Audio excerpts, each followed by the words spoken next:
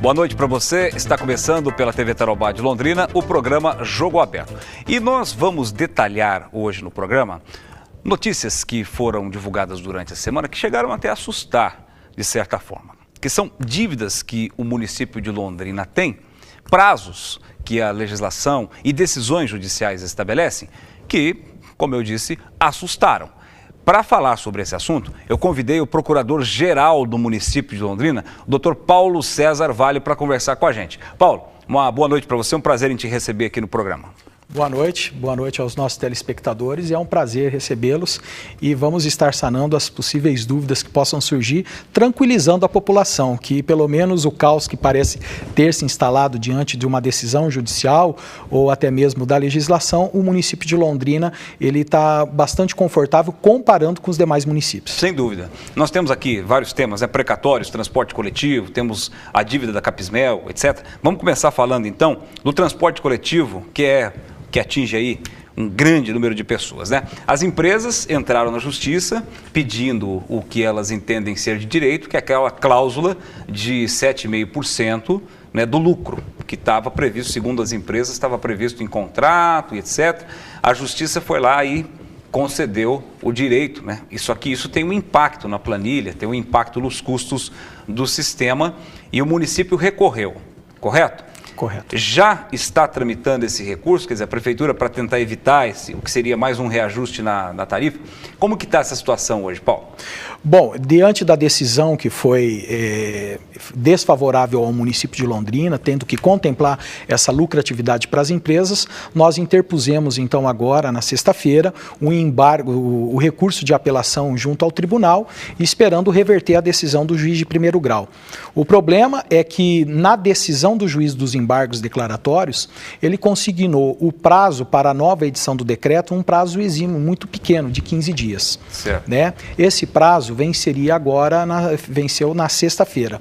Só que o município, verificando a complexidade de se realizar um novo cálculo tarifário, nós fizemos apenas um pedido de reconsideração para o juiz, mostrando a complexidade de se realizar os cálculos a fim de contemplar essa lucratividade e pedindo um prazo maior para ele, pelo menos um prazo mínimo de 10 dias, dos quais foi acatado. Quem deu essa decisão? O próprio juiz que fez a decisão que cuida dos autos. Ele reconsiderou e o prazo começou a contar na quarta-feira e nós temos então até o dia 17, que é a próxima sexta-feira, para fazer a nova tarifação. Mesmo dentro desse prazo, ainda se torna impossível que o tribunal reveja o recurso, né, de apelação que a prefeitura apresentou, bem como a CMTU vai apresentar, porque daí é um prazo que precisa abrir para a própria empresa contrarrazoar o recurso apresentado pelo município, que não dá tempo para que isso ocorra. Bom, reajustar a tarifa é para acertar a situação daqui para frente, né? Para regularizar, digamos, daqui para frente. E para trás, quer dizer, elas não vinham tendo essa cláusula de lucro aí de 7,5%. Isso acumulou uma dívida no entendimento das empresas de quanto? Essa dívida, o contrato é de 2004, mas tinha um ano de carência, então começaria a ter que passar pelas empresas, a interpretação do contrato, a lucratividade a partir de 2005. Como a decisão do juiz saiu no ano passado, ele entendeu pelo menos que de janeiro de 2005 até julho de 2014, as empresas sem sem correção, ela teve um prejuízo acumulado de 34 milhões. Então, ele também condenou o município a fazer o ressarcimento dessa remuneração de lucratividade que elas acumularam nesse tempo. Nós estamos tentando, obviamente, as empresas já nos procuraram com a intenção de poder sentar com o município para a gente talvez formular um acordo, né? E, obviamente, que o município está muito preocupado com esse passivo, porque quem acaba por pagar seria o próprio usuário que deixou de contribuir nesse período todo. É um passivo bastante alto, isso, lembrando, sem correção, os valores chegando com correção e os juros ultrapassariam 70 milhões de reais. Então, estamos na tratativa de talvez fazermos um acordo eliminando esse passivo, então, fazendo com que as empresas venham abrir mão desse passivo. Então o município entende que é de direito das empresas isso? Não, não é de direito. O município ainda pauta dentro da sua defesa, mas diante de uma decisão que é contrária ao município, nós temos que nos precaver que, querendo ou não, se nós não cumprirmos, obviamente, se a tarifação não foi dada agora e o entendimento foi que elas ainda continuam não tendo lucro, esse passivo vai aumentar, porque o contrato com as empresas é até 2019. Sim. Então, a nossa preocupação nós acreditamos que as empresas tinham uma lucratividade dentro do sistema chamado GEIPOT. E elas entendiam que, fora essa lucratividade pela depreciação e eficiência, elas teriam ainda, de acordo com a cláusula no contrato, uma lucratividade de 7,5%, no mínimo certo. De 7,5%, que foi acatado pelo magistrado. E por que não se aplica pura e simplesmente, o senhor disse que é necessário um prazo para recalcular e tal, não é simplesmente aplicar os 7,5% na tarifa que já existe? Se eu pegar o 2,95%, que é a tarifa hoje, e jogar e incidir 7,5%, pela decisão do magistrado, interpretada pela Procuradoria e pela CMTU, nós não chegaríamos à lucratividade de 7,5%, que é a lucratividade líquida. Tendo em vista que no período da tarifação de 2,95, tivemos reajustes do diesel, do combustível. Então você tem que mexer em alguns dados, tendo em vista de quando a tarifa de 2,95 foi decretada, de lá para cá nós tivemos algumas situações que acabaram por onerar, que obviamente seriam contempladas na decretação da tarifa de 2016.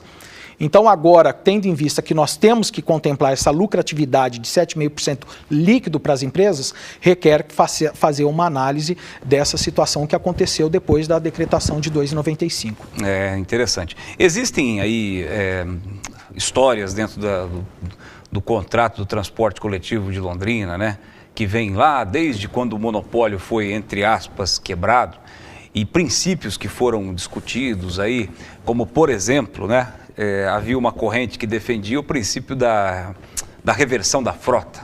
Né? Quando acabasse o contrato das empresas, a frota deveria ser revertida ao município de Londrina, que seria o detentor, porque o contribuinte que pagou o lucro das empresas e também remunerou as empresas para construir o patrimônio delas. Né? O senhor entende assim ou não? Olha, existe a situação de um contrato de concessão, você fazer o levantamento todo do passivo daqueles bens que poderão ser amortizados, que no caso foram adquiridos durante a concessão. Então, isso daí é um entendimento pela própria lei de concessão. Então, quando verificado, dependendo da situação do encerramento do contrato, faz-se um levantamento do passivo. Será que a empresa tem alguma coisa para devolver para o poder concedente ou ela tem alguma coisa para receber do poder concedente? Então, faz-se uma auditoria, faz-se um levantamento para verificar aqueles bens que são reversíveis, aqueles que são passíveis de indenização ou, quando não, ficam para o poder concedente. Muito bem. Bom, um outro assunto que nós temos, que talvez esse assunto do transporte coletivo vai desembocar, é o precatório, né? São os precatórios, que são aquelas ações que já tiveram fim, né? Já não tem mais possibilidade de recurso e chegou-se a um acordo ou não, mas chegou-se a um valor que o município tem que pagar para o contribuinte, enfim, para... Qual foi a novidade dessa semana, Paulo, sobre esse assunto precatórios aí? E qual o posicionamento do município em relação a isso? Essa é uma situação que poderia ser pior, mas como o município de Londrina, principalmente nessa gestão, teve toda uma preocupação de manter os pagamentos em dia, então vai acabar onerando um valor que comporta pela capacidade do município. Nós tivemos uma emenda feita em 2009, a emenda 62, que ela determinou que o pagamento dos precatórios, dos quais o município de Londrina aderiu ao pagamento em 15 anos. Então, o município começou a pagar em 2010 uma parcela mensal de R$800 mil. Faz-se esse depósito, hoje a distribuição do pagamento dos precatórios é realizada pelo próprio Tribunal de Justiça. Então, nós fazemos um depósito judicial, dos quais o Tribunal de Justiça que faz o levantamento e o repasse desses precatórios. Então, nós começamos a fazer, e R$800 mil mensais. E nós iríamos terminar, nós teríamos um período ainda de 11 anos. Acontece que o Conselho Federal da Ordem dos Advogados entrou com uma ADIM, junto ao Supremo Tribunal pedindo a inconstitucionalidade com base em princípios da isonomia, da morosidade, da dignidade da pessoa humana, porque essa emenda ficou conhecida como a emenda do calote, por causa do prazo. Tinha gente morrendo sem receber. Exato, que era o que estava acontecendo realmente. E daí agora, no final de março, o Supremo Tribunal Federal julgou a inconstitucionalidade parcial e fez uma modulação principalmente no que tange ao prazo, encurtando agora para 5 anos, começando a partir de 2016. Ou seja, até 2020, os municípios, os estados têm que encerrar, fazer o pagamento dos seus precatórios.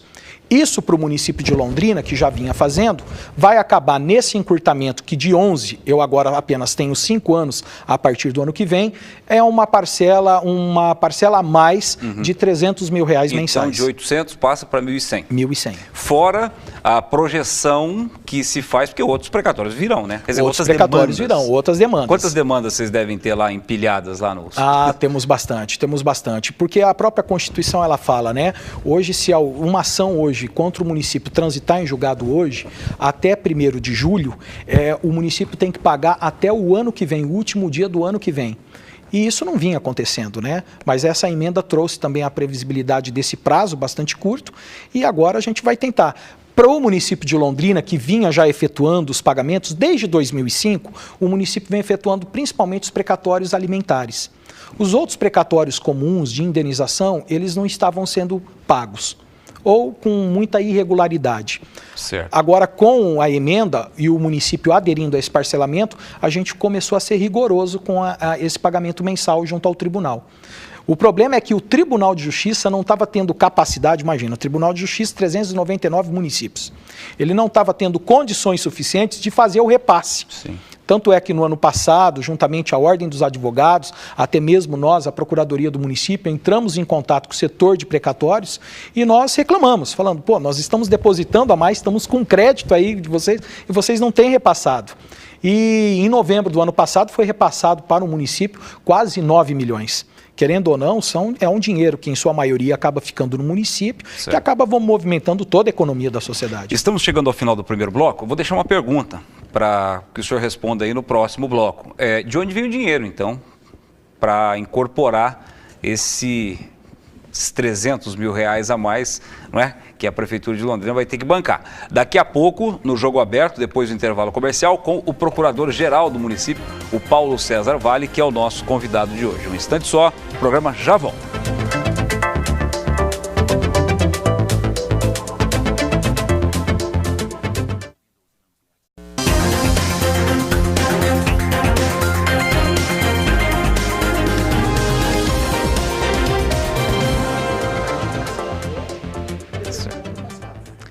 O Jogo Aberto está de volta aqui na TV Tarobá de Londrina. Hoje nós estamos falando de algumas dívidas que o município de Londrina tem e que foram notícia esta semana, como a dos precatórios, também a da Capismel, do transporte coletivo. Da Capismel a gente vai falar daqui a pouco. O doutor Paulo César Vale, que é o procurador-geral do município, está falando com a gente aqui dos precatórios e eu deixei uma pergunta que era a fonte, né? De onde veio o dinheiro para incrementar aí mais R$300 mil? Para o município parece pouco, mas não é, né, Paulo? Até porque a prefeitura está numa situação apertada aí, né? Fala assim, equilíbrio, mas é aperto mesmo, né? Não Exato. Tem muito dinheiro não tem dinheiro sobrando, né? Exato. Na verdade, já foi comunicado ao prefeito, já fizemos uma reunião juntamente para informar dessa decisão. Imediatamente o prefeito já comunicou isso ao planejamento, ao secretário de planejamento, ao secretário da Fazenda Pública, da Fazenda, verificando a possibilidade, né? Provavelmente possa não existir cortes em orçamentos que já estavam vinculados a determinada prestação de serviço público, porque espera-se que o município possa começar a receber determinadas arrecadações, como o próprio IPVA, que esse mês começa a ser pago e X% desse valor do IPVA retorna para o município. Porque uma parte do IPVA o prefeito já falou que é para subsídio, né? Subsídio de tarifa de transporte coletivo, de gratuidade, né? Tem. O problema é que nós não sabemos do valor, né? Aumentou-se a alíquota do IPVA, provavelmente nós pensamos que também, obviamente, vai aumentar o valor da arrecadação que o município vai receber. Agora, o problema é sabermos como. É óbvio que se diante das arrecadações que nós temos, principalmente de execução fiscal, que tem aumentado substancialmente, e também os leilões que estão para acontecer, que entram para os cofres públicos como recurso livre, livre, poderá daí o município acabar utilizando isso para crescer dentro dessa valor a mais aí da parcela dos precatórios. Vou pegar a deixa e perguntar já. O telespectador ali deve estar imaginando, que história é essa? Bom, a Prefeitura de Londrina vai ter aí nos próximos dias um grande leilão. Para que dia que está marcado, Paulo? Dia 17 e dia 28. 17 de abril será o primeiro, digamos, primeiro lote? O primeiro assim. lote dos municípios, de pessoas devedores do município. Muito bem. São imóveis, não é? Lotes, tem apartamento e casa também no meio? Muito pouco. Pouco, né? Mas tem. A maioria são lotes. Muito bem. Então, explica pra gente qual é a origem disso. Por que que esses imóveis vão a leilão? Imóveis que, em tese, hoje seriam de propriedade do município de Londrina, correto? Na verdade, quando o contribuinte deixa de pagar o IPTU, obviamente que abre-se um prazo para que ele faça isso. E quando se torna inadimplente, a Fazenda faz a inscrição em dívida ativa, manda essa inscrição para a Procuradoria acaba por fazer a execução dessa dívida, executando. Então, quando transitado em julgado essas ações, ou seja, os imóveis, deixar o telespectador tranquilo, que não são imóveis que aquela pessoa está sendo comunicada pela Prefeitura que pode ir para protesto. Não.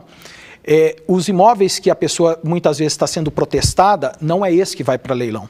Só vai para leilão aqueles que já foram executados e, em sua maioria, já transitou em julgado. Por que em sua maioria? Tem imóveis ainda que a pessoa entra com o recurso, mas ela não consegue o efeito suspensivo. Não conseguindo o efeito suspensivo, prossegue-se o trâmite normal, então pode ser que o imóvel dele venha a leilão, porque ele não conseguiu o efeito suspensivo. Mas a maioria desses imóveis são imóveis de lotes, de terrenos vazios, não são imóveis edificados. Certo. E a maioria deles também, ou 60% deles, são de grandes devedores acima de R$200 mil. Certo. A soma dessa dívida aí dá quanto? Olha, hoje, pelos imóveis que estão indo agora para leilão, fazendo um somatório do valor sugerido, do valor avaliado, chega a praticamente quase 9 milhões. 9 milhões. Claro que muitos deles já valorizaram, né? Quer dizer, o lance mínimo pode ser mas arremata por um valor maior. Exato. Existe a arrematação... Tem coisa boa nesse leilão aí? Tem um terreno na Cleba Palhano, por exemplo? Tem, sim.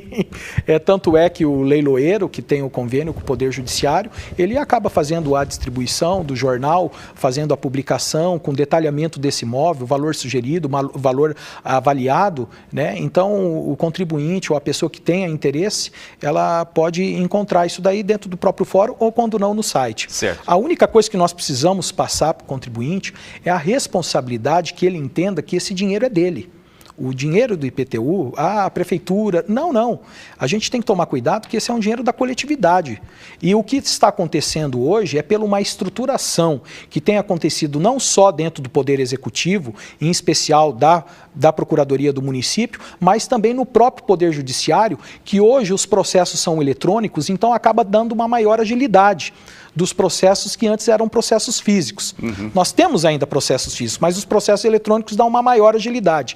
Tanto é que muitos desses imóveis, a ação de execução fiscal foi de 2011 e já está indo para leilão agora. Quem aposta aí na morosidade, quem aposta na lentidão, nesse caso já não está tendo muito sucesso, não está tendo êxito. Bom, quando se faz um leilão desses, se apresenta lá fotos, imagens do terreno para o cidadão que está lá interessado, para ele ver onde que fica, ou é só uma descrição numeral, lá, lote número 5, na rua tal, como é que é feito isso? Inclusive, o próprio jornal que o leiloeiro faz e divulgar, alguns deles apresentam inclusive foto ou, quando não, do lote, o mapa para designar a localidade, a região que fica. Isso já está publicado? Isso já está publicado. Então, a pessoa que quiser ter todas essas informações, antes mesmo de ir ao leilão, ela consegue obter essas informações. Entendo. Inclusive com os valores mínimos. Com os valores já sugeridos de lance mínimo. Entendi. E esse dinheiro, feito lá, o leilão, o sujeito arremata, esse dinheiro vai direto para o caixa da prefeitura? Paga-se uma comissão lá para o leiloeiro? A comissão do leiloeiro. E o dinheiro vai para o caixa? E o dinheiro entra para os cofres municipais. Entra como receita livre. Corrente líquida. Exato. Interessante. E como era um dinheiro que não estava, não era previsto, né? Ele não estava como certo no caixa do município, o prefeito pode fazer o que quiser com ele. Se você verificar, só de valor de execução fiscal, de dívida hoje do município, de dívida, só de IPTU e ISS, o município tem hoje 600 milhões de crédito para receber. 600 milhões. E no ano passado, a Procuradoria do município conseguiu 16 milhões. Então, nós conseguimos aí uma arrecadação para os cofres públicos de 2,7% desses 600. Nós tivemos uma atuação bastante próspera, parabenizando, então, inclusive, até a equipe de gerência de execução fiscal, os nossos procuradores, os nossos técnicos de gestão, os nossos estagiários, que fizemos alguns mutirões para dar uma maior celeridade. Então, nós recebíamos vários processos do município que muitas vezes nós não conseguimos pela demanda e pela falta de estrutura. Então, hoje, com o mutirão, com a comunicação direta que nós temos hoje com a Fazenda, todas as quintas-feiras, a Procuradoria do município e a Secretaria da Fazenda têm comunicado, vem cá, onde nós estamos errando, onde nós podemos acelerar. Por quê? Infelizmente, o município de Londrina sobrevive do IPTU. Então, nós não temos uma arrecadação muito forte do ISS. A maior arrecadação nossa é o IPTU. Então, nós temos que passar, e durante muito tempo ficou no imaginário do contribuinte a morosidade, a falta de estrutura, a minha ação vai prescrever, quando eles forem propor a ação já está prescrito, ou quando não, a ação já está no fórum, mas vai acontecer a prescrição intercorrente dentro do trâmite. E qual é o prazo de prescrição? 5 anos.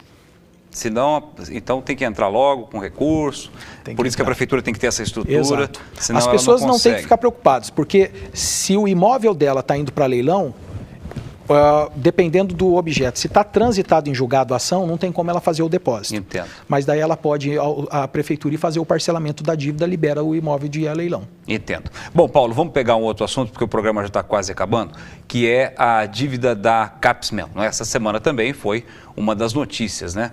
A dívida previdenciária. O que gerou essa notícia? Explica para o nosso telespectador, porque o servidor municipal, ele tem lá, né, existe um fundo para o qual ele recolhe e tem também o INSS. Explica para o nosso telespectador como que ficou essa situação. Essa situação que surgiu, ela tange sobre a contribuição patronal, ou seja, a contribuição que a entidade, que o Poder Executivo, ela deve repassar para a entidade gestora do Caixa de Assistência da Previdência do município, que hoje ela é em 17%.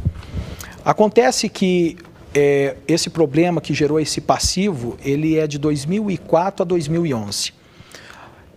Essa contribuição patronal, o Ministério da Previdência Social, ela entende que o município, para fazer a base de cálculo dela, para chegar no valor, ele deveria constar todos os vencimentos e remunerações, inclusive as transitórias. Ou seja, um servidor meu, ele pegou uma diária, porque ele foi fazer um serviço para o município. Certo. Aquela diária não incorpora na remuneração dele como fixa. Um servidor meu, ele pega uma função de gratificação, uma função comissionada, né? E daí ele vai receber 300, R$1.000, R$800 a mais. Mas isso é transitório, ela não é permanente. Então, a Previdência Social, quando fez um levantamento, ela falou, não, a tua base de cálculo deve contemplar não somente os permanentes, os vencimentos, a remuneração permanente, mas também os transitórios. E essa é uma interpretação que o município de Londrina não faz, não concorda, e nós temos, inclusive, jurisprudência do Supremo Tribunal Federal que estamos corretos. Acontece que veio a Previdência e acabou fazendo um auto de infração. Inicialmente, esse auto de infração era de 87 milhões. O município de Londrina veio contestando, abaixou para 47 milhões. E terminou e veio a decisão. Com essa decisão desse auto de infração que nós teríamos um passivo sem correção de 47 milhões, o município também ficou impossibilitado de receber da Previdência o certificado de regularização da Previdência, que é um certificado que nós precisamos para contrair empréstimos junto ao governo federal. E, obviamente, com essa decisão ficamos preocupados e interpusemos uma ação de anulação contra essa decisão, contra esse auto de infração. E o juiz aqui de Londrina acabou não concedendo a liminar. Obviamente que o município sem certidão, a nossa preocupação desse processo demorar para ser julgado. Então, nós estivemos quarta-feira no Tribunal Regional Federal em Porto Alegre, na 4ª Região, interpusemos um agravo de instrumento, conversamos com o desembargador e dos quais ele acabou concedendo, então, no agravo de instrumento, a liminar para nós, suspendendo esse auto de infração e, consequentemente, o município de Londrina voltou, então, a ter aí esse certificado que precisa para contrair determinados empréstimos. Mas a dívida continua ou não? A ação continua, né? Vai ter o julgamento, sim. Pode ser que o município venha a perder determinado entendimento contrário ao que nós temos, mas já temos comunicado ao prefeito que mesmo essa ação em trâmite, seria prudente da nossa parte já fazer um projeto de lei do parcelamento dessa dívida. Acaso essa lei seja aprovada e o município comece a pagar esse parcelamento, dependendo do resultado dessa ação, pode-se considerar muitas vezes um aporte que o município deveria fazer para a Capismel, sim. Esse dinheiro fazer a compensação do que a Capismel já tinha recebido. Entendo. Então, a prudência que nós estamos tomando cuidado para evitar que o município não perca, principalmente essa certidão que é importante. Ô Paulo César, é a primeira vez que a Previdência lança esse auto de infração ou já aconteceu isso no passado? No meu conhecimento é a primeira vez, é uma discussão antiga que aconteceu, antiga assim que eu falo, sim. De 4, 5 anos atrás, e daí nós estávamos dentro do recurso administrativo, questionando, contestando, tanto é que tivemos a redução do valor. Agora, pelo entendimento da Procuradoria, o Ministério da Previdência acaba extrapolando quando ele vem não apenas fiscalizar, mas interpretar a legislação ao entendimento dele. Então, também a nossa ação é não para anular, tendo em vista que o nosso entendimento não é a contribuição patronal sobre todos os valores, mesmo os que sejam transitórios, que não é a competência de inserir nessa base de cálculo da contribuição patronal, também falando desse poder que extrapola de fiscalização do Ministério da Previdência, que acaba por interpretar a legislação. Perfeito. Paulo, quero te agradecer pela presença no programa de hoje. Nosso tempo, infelizmente, acabou. E deixar o convite aqui para a gente voltar a conversar sobre outros assuntos em um próximo programa. Eu que agradeço a oportunidade. Estamos sempre à disposição de vocês, como de qualquer contribuinte dentro do município de Londrina, na Procuradoria. Podemos sanar todas as dúvidas que porventura vierem a surgir. Ok. Obrigado, doutor Paulo. Procurador-Geral do município de Londrina, Paulo César Vale, falando hoje sobre esses assuntos importantes para a cidade que atingem diretamente você, contribuinte. Obrigado pela audiência. Vem aí o Jornal da Band. Nós voltamos no próximo sábado. Até lá.